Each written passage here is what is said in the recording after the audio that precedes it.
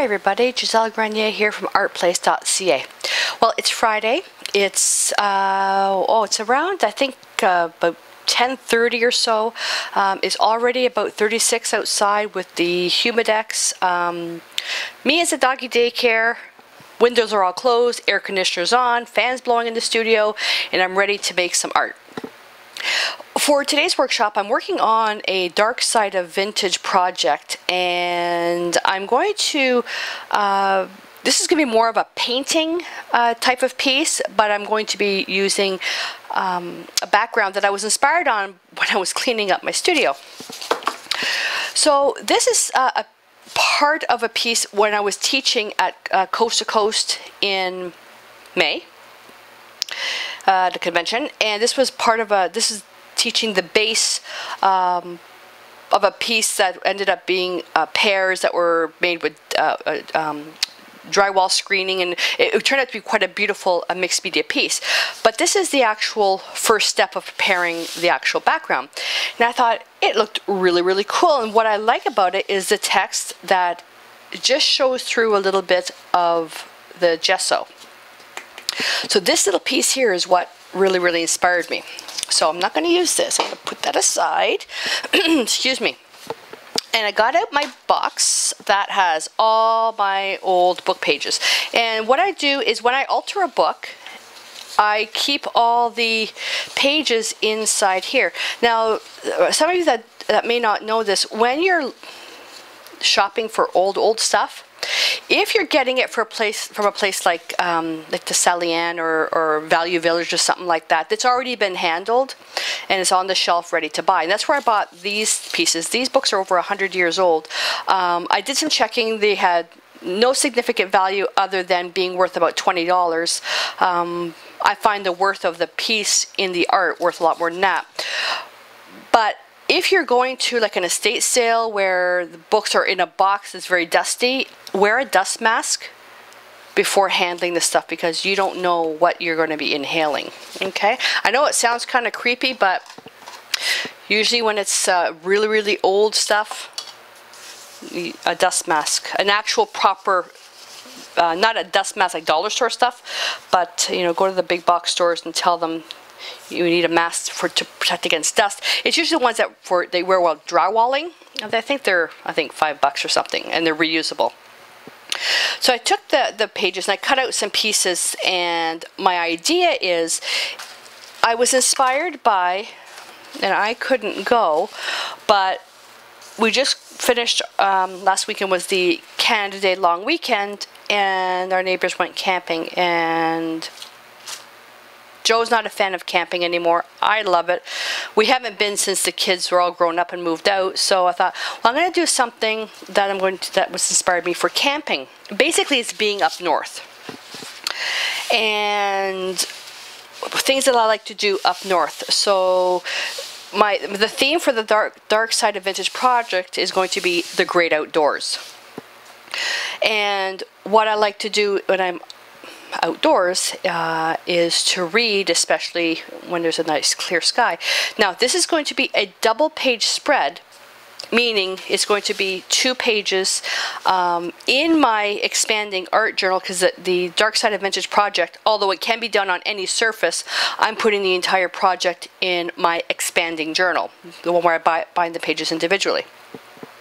You can do this though on a canvas. I would say if you can get something like a 12 by even a 12 by 24, 12 by 18 canvas is fine, or a piece of terra skin, or even watercolor paper, and just frame it.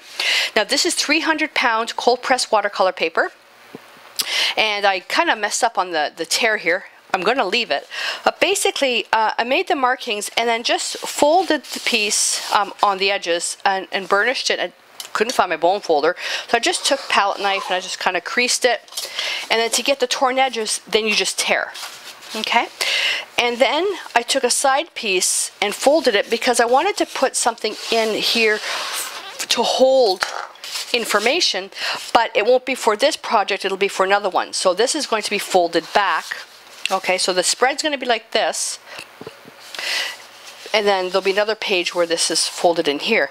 The only problem with that is that this has beautiful toward edges on all sides. This one doesn't. So this is one hard edge. So I could leave it like that to show an edge and possibly put in some tags or something with books that I love to read, which is probably what I'm going to do. Or I can tear this edge. So right now, because I usually let the piece tell me how to be created, I'm going to leave this the way it is. Okay, then I can always tear it after. Now, this isn't a this isn't a formal class. This is just me throwing on the video camera, showing you how I create my journal page. If you want more information on the dark side of vintage, go to creativeartjournaling.com or ArtPlace.ca. There's information there. It's a free project. And if you've watched my videos before, you know that although I will show you supplies, what I actually do use will be listed at the end of the video. Okay? So, this is 20 inches long without the tab, 20 inches long by 11 inches. Okay? So it doesn't matter what size. Okay? So that's that. Old book pages, that's a guarantee. Paints. I'm going to do something really funky with this one. So let's see, colors. And there's a reason why I have two alizarin crimson, because this one's almost empty. So the paints, Deco Art Traditions paints. Stay. Permanent alizarin crimson, Naphthol as hue, vermilion, phthalo green on the blue side. Okay, what I'm looking for is a blood red, bright red, and orange. Okay, then a green. The green is going to be used to make black. Phthalo green and alizarin crimson makes the most amazing black that you can shift to be a greenish black or a reddish black. It's really nice. Then I've got, this I've never done before, so it's going to be an experiment.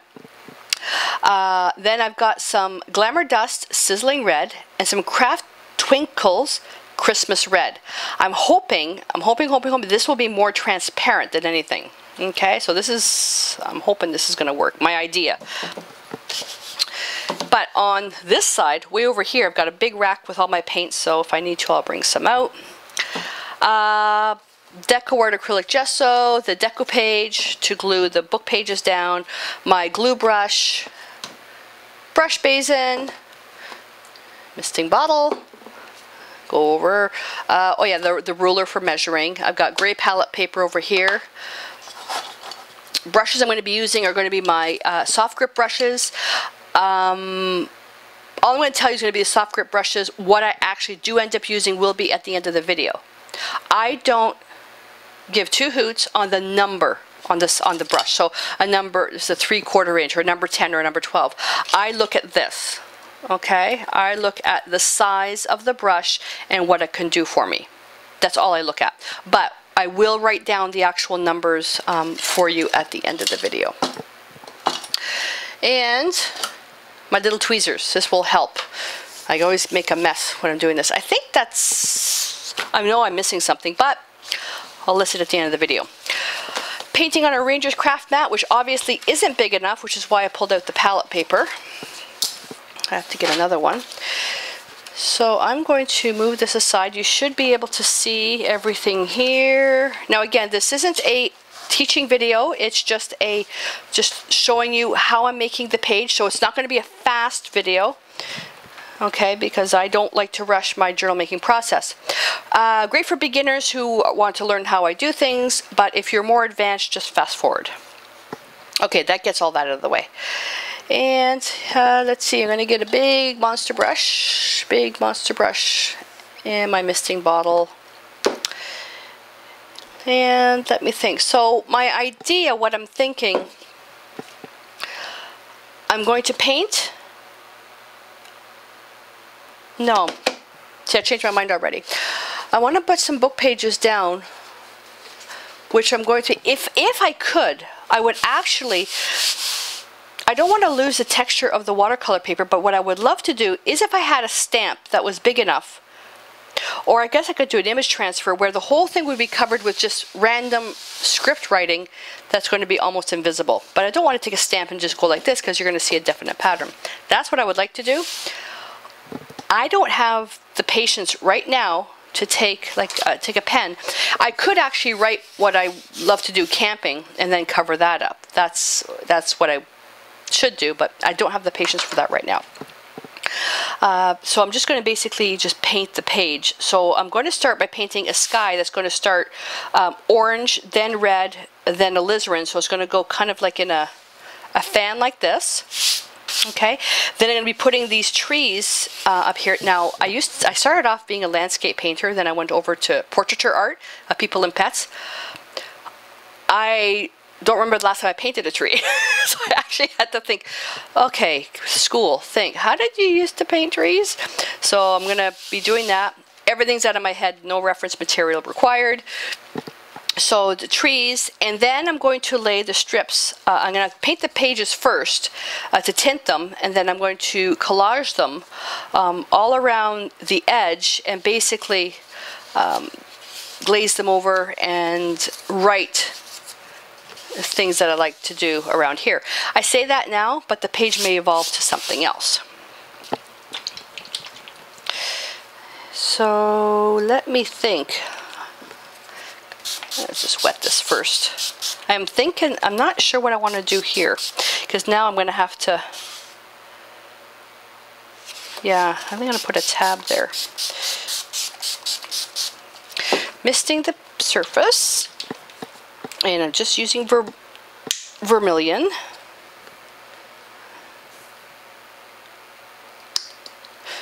That I know already, that's not going to be enough.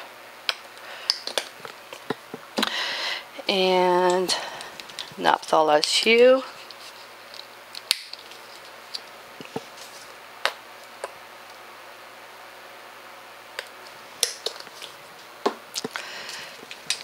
And alizarin crimson. Oh, some of you may wonder why I hit bottles like this after shaking them. Yeah, my wrist does get sore after a while if I do too many. It sends the paint back down the chamber, so when you open it, you don't get a really big spurt. Always a nice noise, eh? Alright, that takes care of that. Oh, I splattered some paint. Doesn't matter. Big brush, this is even too small. Do I have anything bigger than that? Yeah, actually I do. I'm going to go to something bigger. A #1 wash. Oh, can I go to even something bigger? See, there's these big, massive brushes. Look at that. This is going to give me a much softer edge than this. This is you know, I'm going to do that. So my Majestic brush, Filbert, mega soft. I absolutely love this brush. If you can go to something even bigger, that would be better. You want to have your page to be wet but not soaking, and this is because I don't want the paint to be embedded into the paper. I want it to be more like a stain.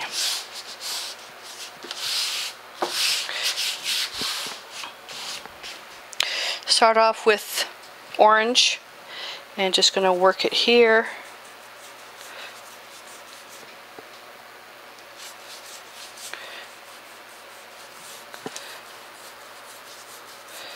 Still not wet, and that's because the fans are on. Isn't that a neat effect?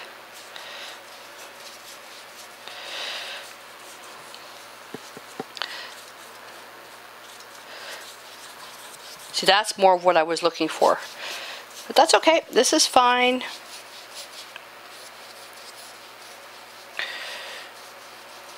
A little bit me here.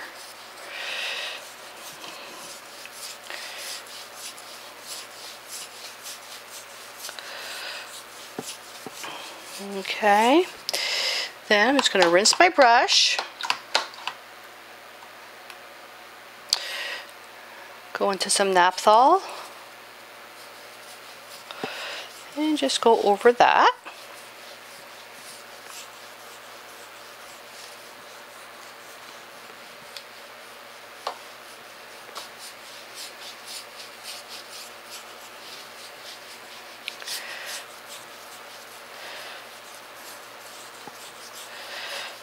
And whatever you do, don't let this dry.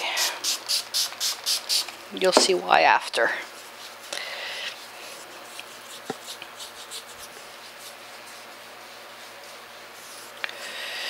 with the brush still dirty. Alizarin Crimson. I just keep misting over everything.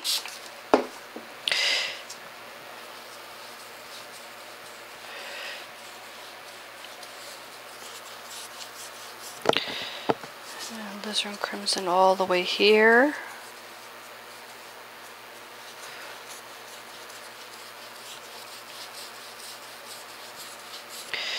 This time I will go to the very top. Oh, I forgot to put out phthalo green. That's okay. So you can see when the paint is giving me a hard time, that's because the paper's dry. This is probably the largest spread that I've done all in one shot. I've done like double page spreads many times, but not this big. What I have working against me are the video lights, the air conditioner, the fan blowing in the studio, and the humidity. Okay.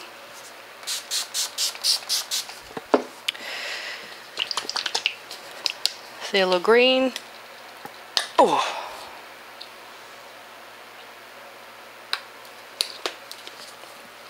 In the dirty brush, pick up some phthalo green. Now we have to mix this up first. Let's see if I can. Whoa. Phthalo green right over here with some crimson. You won't be able to tell what type of green it is unless you get a sample.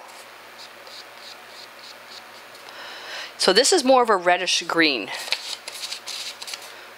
Okay, which is fine. You're just going to put that on top. Let me just push that back out of the way. Here we go.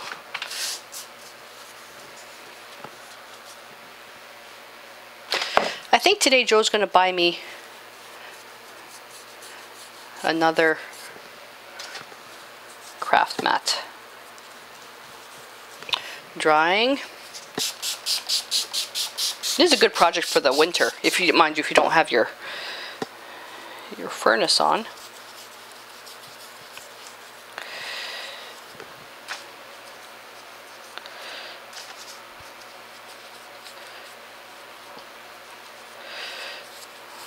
All right.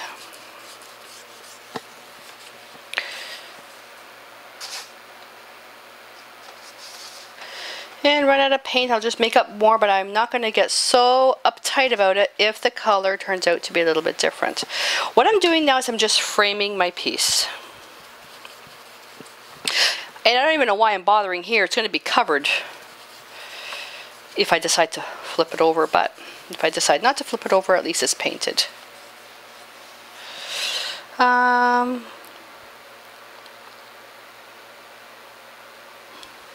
Yeah, that's pretty good.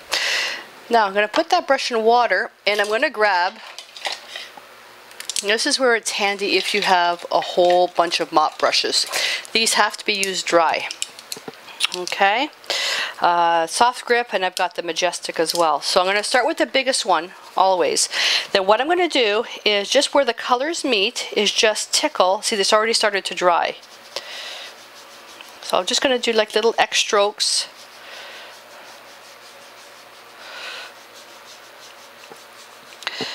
And it's just going to do a little blend. Stuff like this where it's, I've got a pocket here, that's not too bad.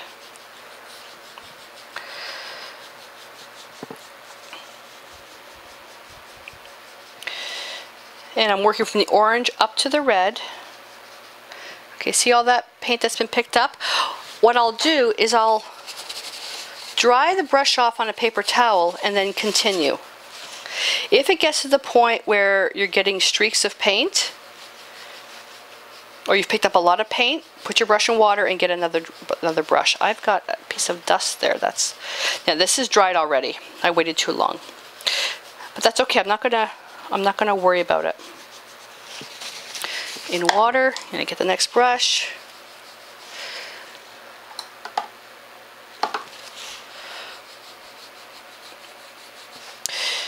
Let's just go here. Let's just get a little bit of something going on here. This is done in 2 steps.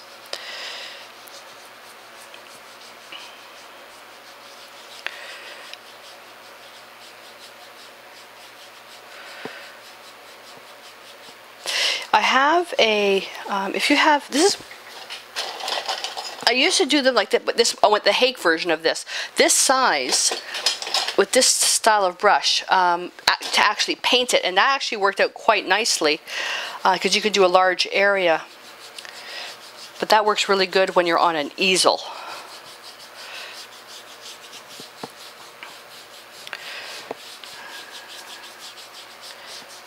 See, the outside edge turned out the best because it's the one that's the wettest.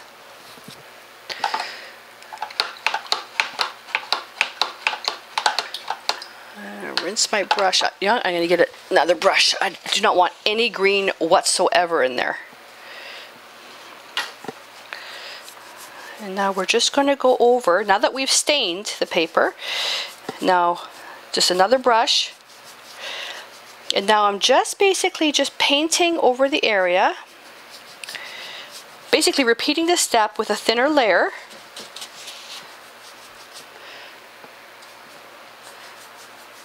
You can wait for it to dry or do it wet on wet, but if it's tacky, you have to let it dry, because if it's tacky and you paint, you're just going to be lifting up paint that's not quite dried yet. Add a little bit of red.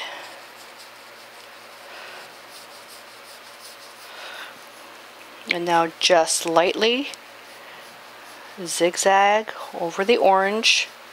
See how it's blending beautifully, and it's wet. I'm really sorry, but there's nothing I can do about that.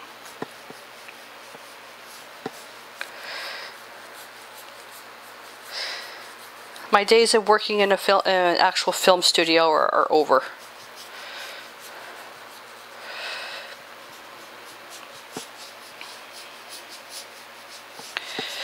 Gone are the days too of my 30-minute paintings. Unless it's specifically a 30-minute painting, I just can't. It's too stressful when you have to create a full painting in 30 minutes. But there are some times when I actually can get it done. I enjoy the process now. Okay, a little bit of spray, not too much. I don't want it to. Still want it to keep it opaque. Basically, I'm just repeating it. So if you want to skip ahead to the next section, go ahead.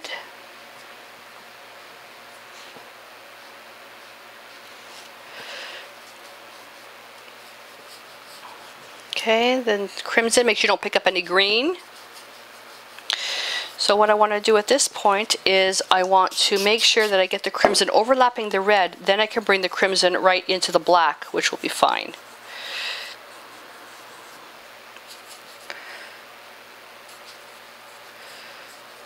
Because these paints are all either transparent or semi-transparent, all these striations in here will be visible in this layer.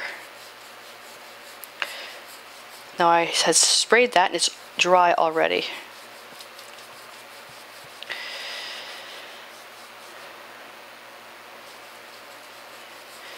And yes, I could have added some extender.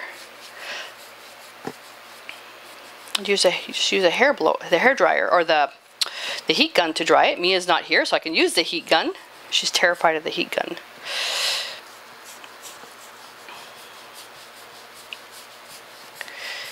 So you know why? The bigger the brush, the better when doing this. Okay, let me just fan this over here. Remember that the trees are going to be covering a lot of this. But you don't want to make it like an airbrush effect. You do want to see these striations. Okay? Just picking up the excess in here.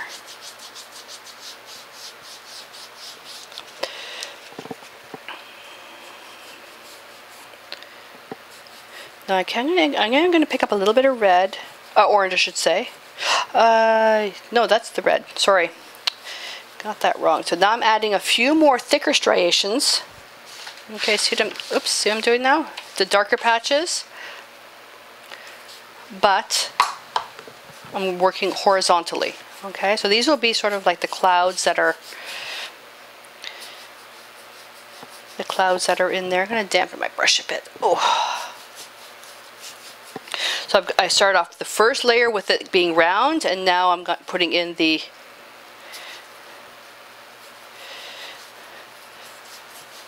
sort of like the suggestive clouds. Just keep this part to be the brightest.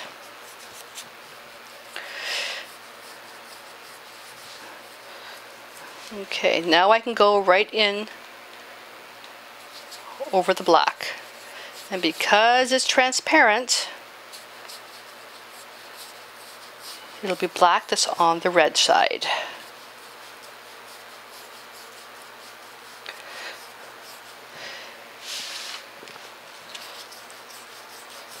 Okay, next time I don't work on something so big in this heat. And this part here, I'm just going to, from the edges, just going to bring that out. Just going to fade that. Okay, so I'm just fading that into nothing.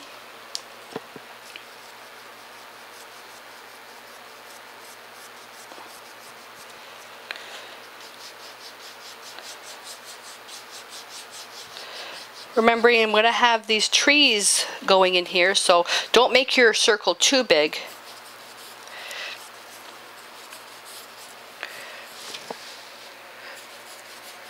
Just make sure you get enough red in here, so when you add your green, you're going to be mixing in here and not out here. Let's add a little bit of water there. Yes, this is tedious.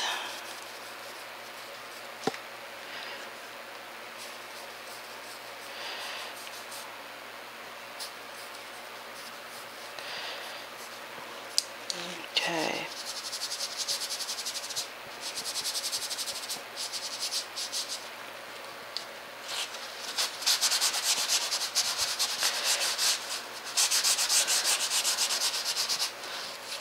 There we are. Oh, and I forgot yellow. We need some yellow. We need some yellow. Now into some green. Green and crimson.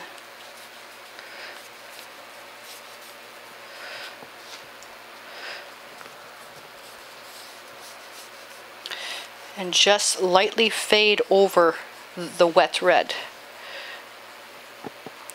Now I have an idea. I don't know if this is going to work. If I take, oh, reach over. I have this really funky sponge with these funny things on it.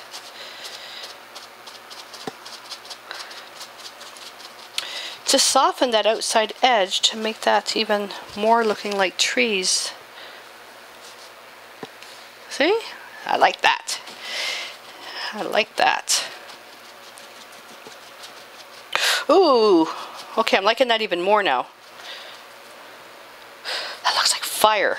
Oh, not a good thing at this time of the year. Not a good thing at this time of the year.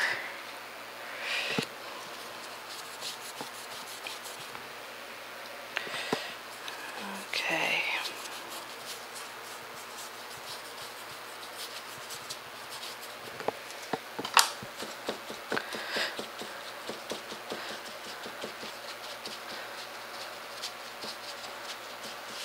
And I'm just kind of mishmashing that around.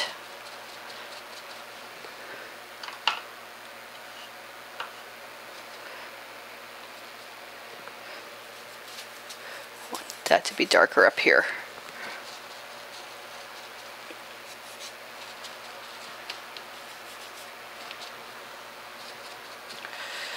Oh yeah, I can handle this.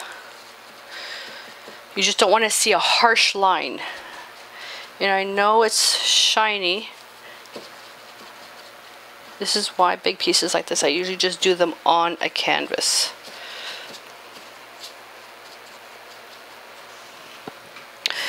Now, I know I like to break the rules, but I'm going to even this out a little bit to be more of a dome.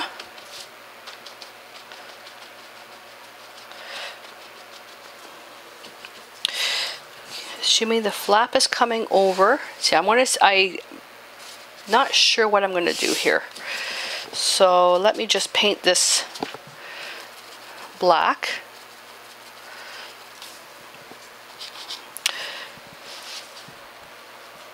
You know what I'm doing here. I should actually stop and dry this, which I'm going to do. I was cutting corners.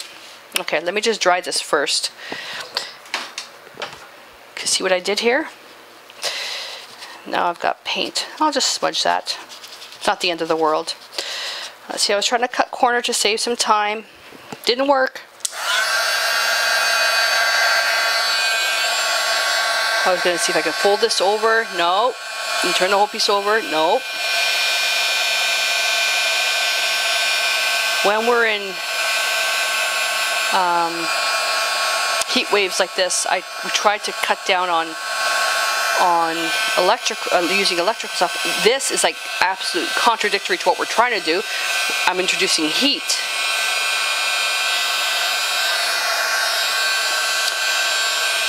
Okay, and you should be able to see, here I'll put it at an angle, you should be able to see how it gets matte.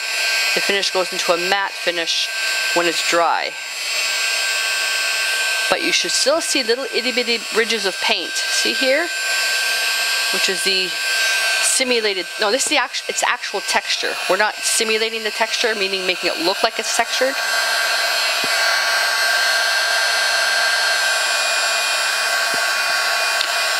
So I'm just going to keep going to dry this. You can skip ahead to the next section or just keep watching.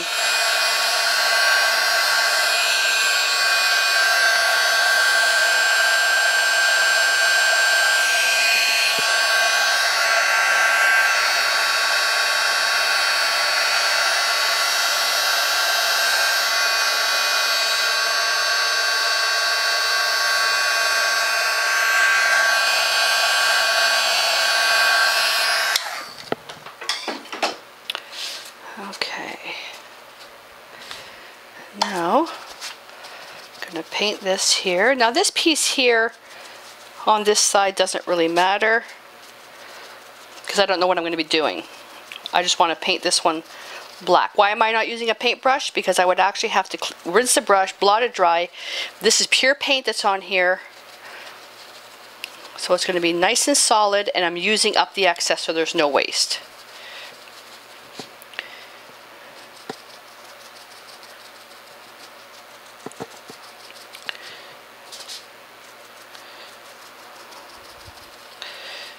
And this could probably even, I'm just going to keep going here, this will probably even inspire the next page. Because the whole Dark Side of Vintage project is dark. Well, dark in color or dark in theme, or might as well take advantage of this.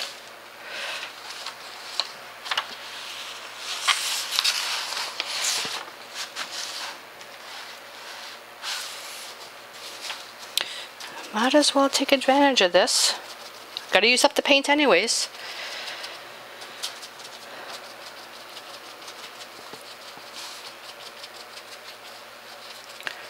See, I'm seeing these same blobs. I'm gonna break them up.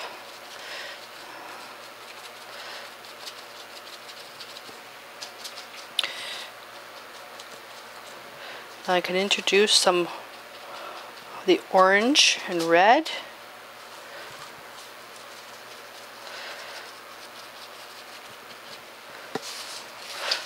Ooh, this page is giving me a headache.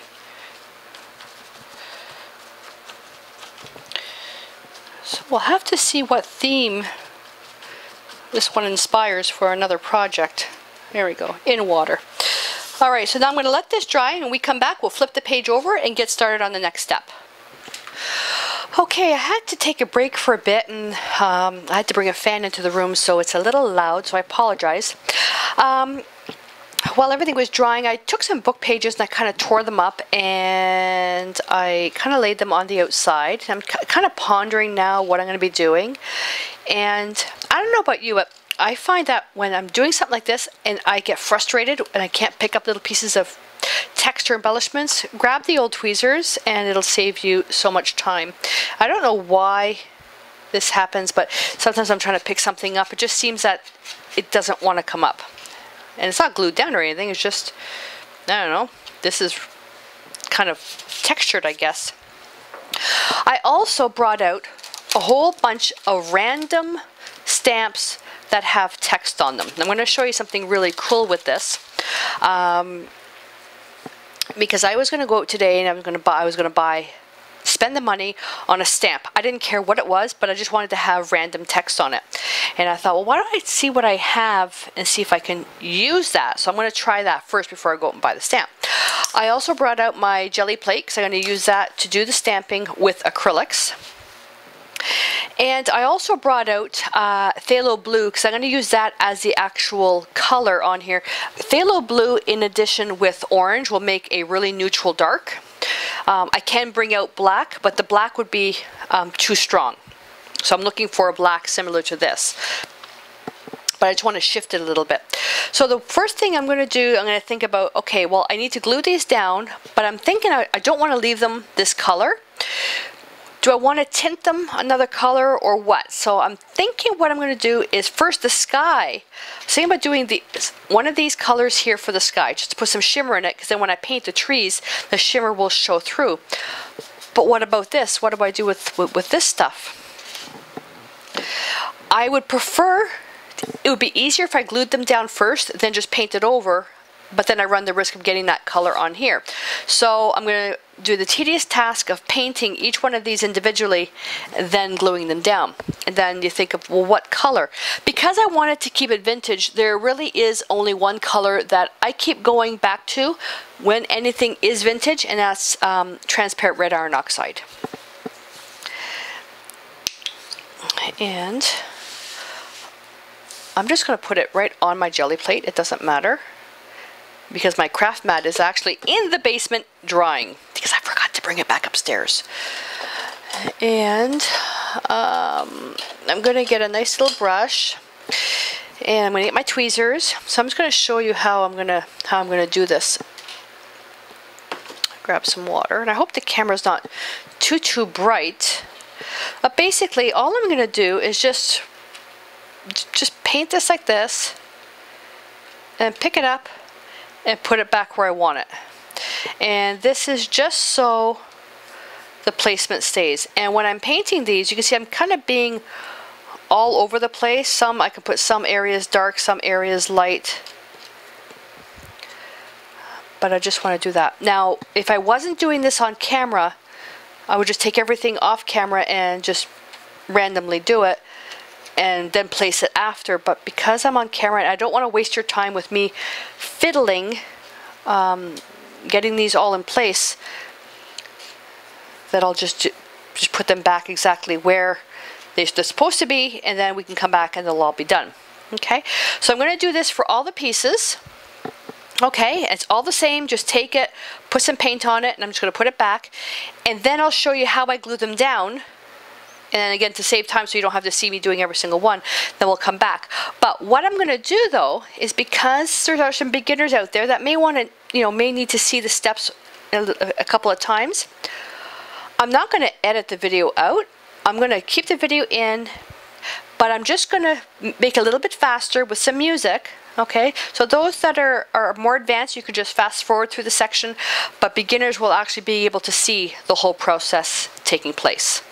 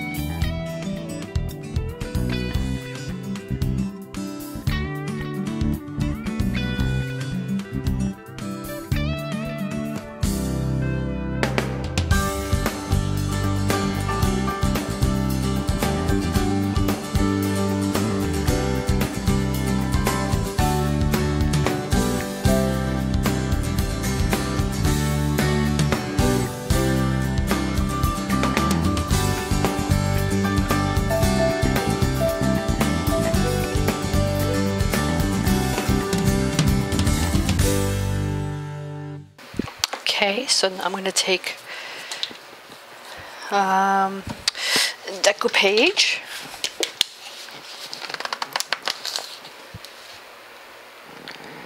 And myself, yes, it should dry first, but I can go ahead and do this. Let's put them. No, not in the jelly plate. Stop trying to save some time. You put that in the jelly plate and it won't come off. You're going to have a jelly plate with a permanent pattern on it. And I'm going to use my little tweezers. And might as well start from where the very beginning. So all I'm going to do is just take a little bit of glue and I'll just kind of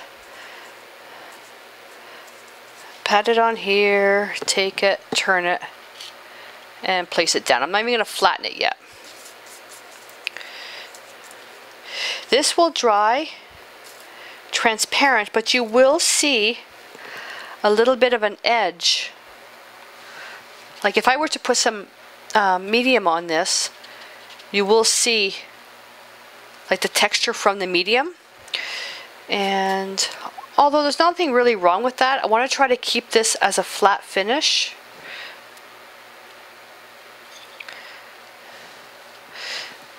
And I'm out of baby wipes and kitchen wipes, so I am avoiding getting any of this stuff on my hands. This is a really powerful medium. You don't need a lot of it. I think this one's next, yeah. Ooh, I like that. Oh, I should have kept that. Oh, hang on. I think I want to keep that instead. If I move this one over here, I love that look. Okay. Yeah, there's a little bit of medium on there, but that's okay.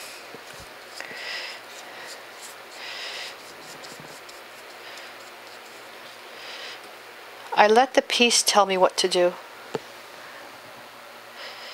Because many times, especially when I'm on camera, and other video artists, it may be the same or disagree, I find that I'm spending, when I'm on camera, this is not a formal lesson, but I find that sometimes when I'm on camera, I'm too busy watching my time to try to make sure I don't go over, staying in camera view and all that stuff, and I don't get to be as creative as I want. So when something happens and it really works out, I take advantage of it. And I'm going to overlap this like that.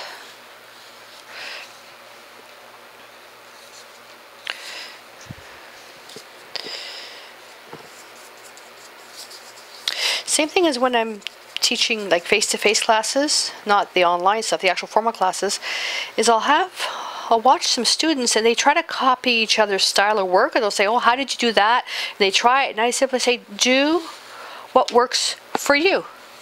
And once they get past that lack of confidence thing, they're fine.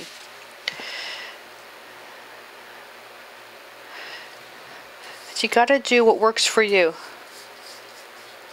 You can tell some art out there where you can tell it's from studying under the same artist, because the art all looks the same.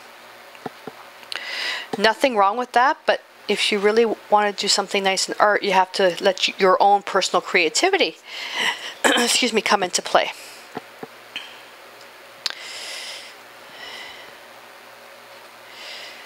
That's why when I do stuff like this, I like to break the rules.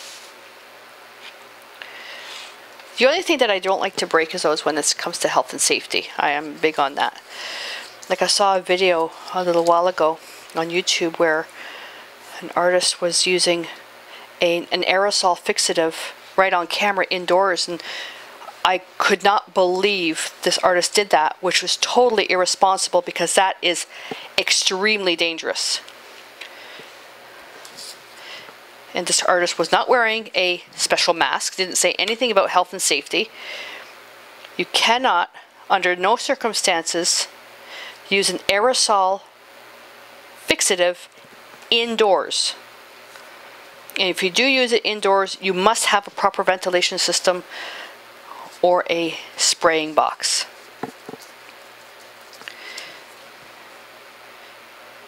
That stuff gets into your lungs, well, you know what happens. I avoid spray fixatives like the plague. I use Spectrafix, which is a hand pump, and it's totally non-toxic, safe for indoor use. And no, I am not getting paid any money to make that statement. But when I believe in a product, especially when it's a fantastic product and when it is safe to use, I will promote it like there's no tomorrow. When I was learning oil painting, I wish somebody out there would have told me about the dangers of using turpentine and stuff like that. Yeah, it's good for cleaning brushes, but all they say is like using a well-ventilated area. Well, they don't tell you that you shouldn't be getting that stuff on your hands, even the turpentine substitutes. There's nothing on the labels. That's also why it's important that you get stuff from reputable paint manufacturers, because they take their products very seriously.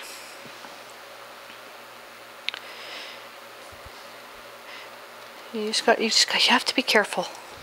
I think I'm short a book piece. I'm short a book page.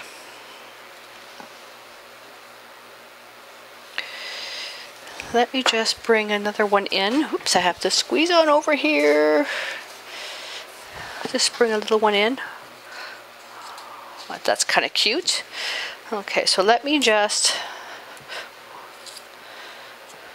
put that one in here.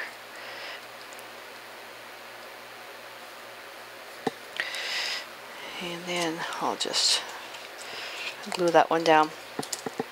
I myself would like to be around to see my granddaughter Ava and my grandson Wolf. I'd like to see what they become. I'd like to be at their graduation.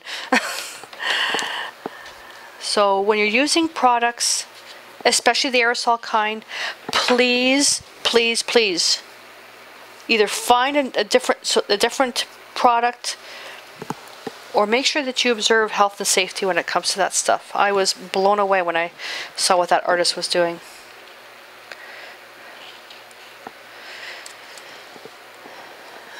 Okay, this is the last one here. I'm going to dip this in a little bit of water.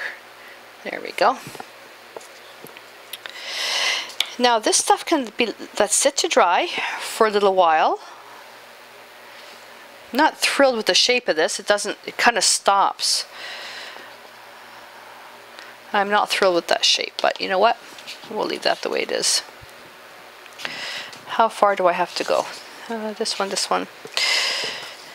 Now again, if you're more advanced, you can just fast forward through this, but I just want to show beginners my process.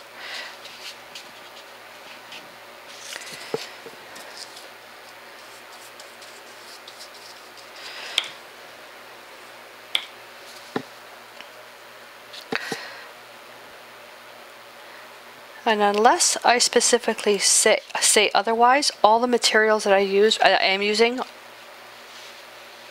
are non-toxic. You can see it by this AP label on the back of paint products. So there's actual the rating on there. If it says CL, then it is toxic.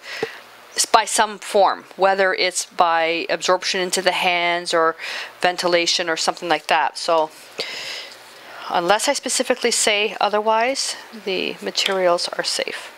Only one product that I use from DecoArt is rated CL, and that's one of their metallic paints, but they have other alternatives. But this one here, I'm very careful. I just don't ingest the paint. So that's fine. Excuse me. Okay, so that's good. Now I'm just going to take this one here, just going to lightly tint that. It's a little bit too much paper showing. And I can also come in and I could add a little bit of color around some areas if I want to distress them a little bit more. Okay.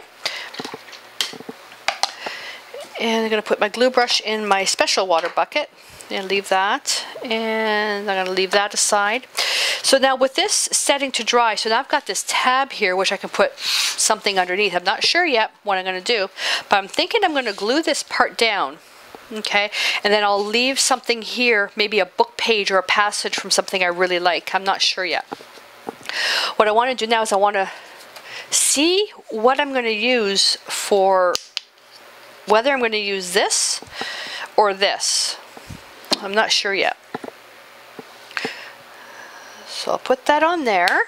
That's the Glamour Dust Sizzling Red, and this is the Craft Twinkles in Christmas Red.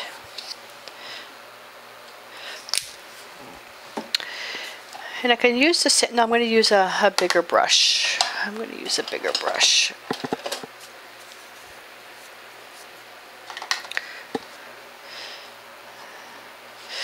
See, the Sizzling Red is a little pink.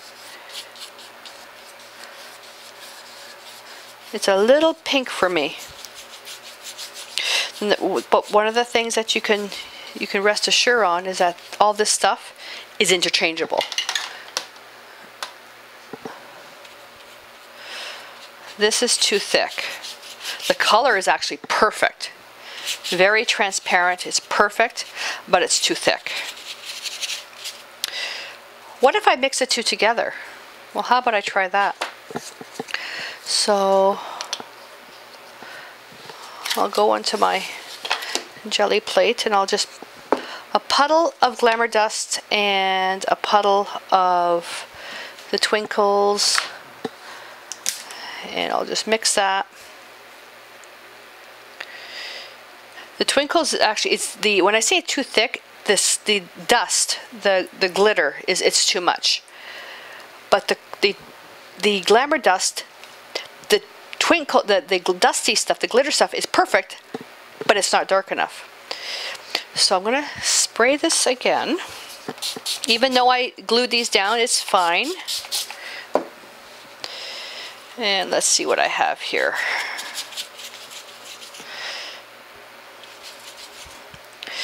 And the Glamour Dusk is much stronger than the Craft Twinkles. So I'm just adding a bit more Craft Twinkles.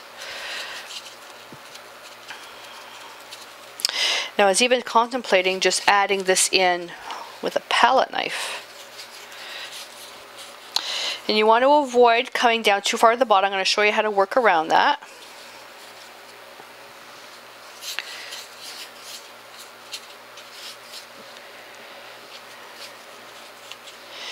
Don't forget we're painting here, so that's going to work. Oh, and I spilled some paint here, which is no big deal.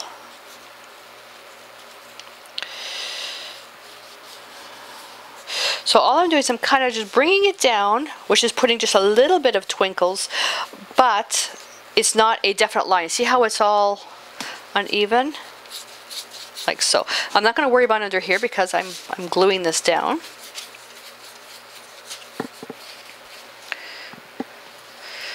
But I want to make sure that I have a good amount of sparkle in this area right here. And I'm going to pour in now just a bit more, just the Craft Twinkles, because it's much darker, and I'll just move that around so it's different. It's not just one set pattern somewhere.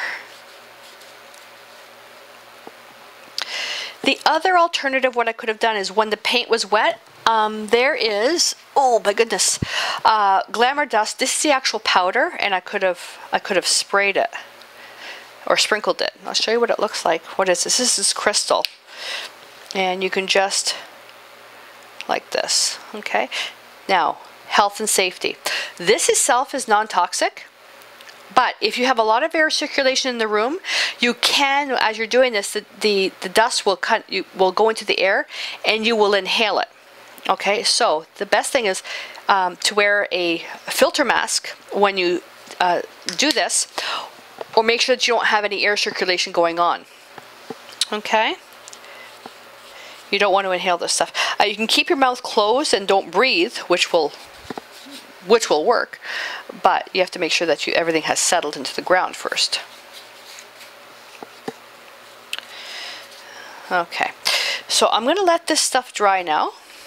Now this will take a little bit of time to dry, but I have to let this dry anyways. And then from there we'll start painting. I'm going to put some text imprints on the page, and then we'll paint the trees.